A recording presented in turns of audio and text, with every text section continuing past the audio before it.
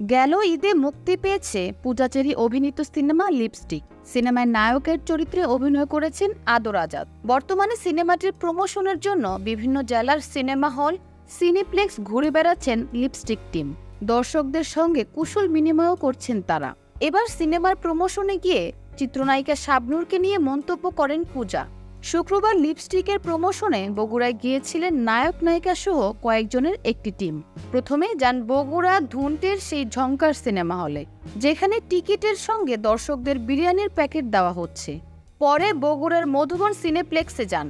মূলত এদিন থেকেই স্ক্রিনিং শুরু হয়েছে সিনেমাটির।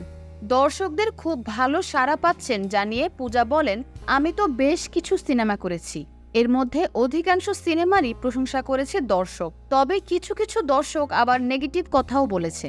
তবে লিপস্টিকের ক্ষেত্রে আমি বলতে পারি এখনো পর্যন্ত কোনো নেগেটিভ ভাইবও পাইনি, নেগেটিভ ফিডব্যাকও পাইনি।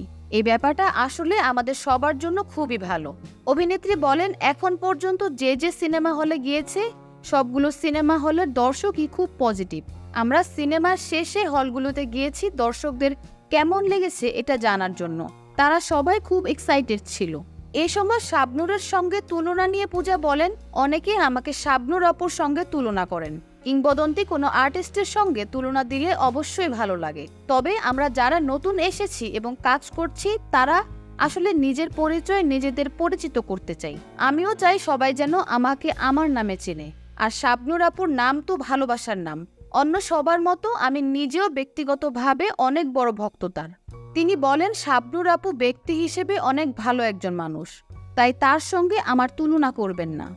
কারণ শাবনূর আপু একজনই, তার মতো কেউ হতে পারবে না। তার মতো হওয়ার চেষ্টা করতে গেলেও আসলে ফেল হবে। তাই আমি চেষ্টা করতে চাই, আমি আমার মতো নিজের পরিচয় বড় হতে চাই।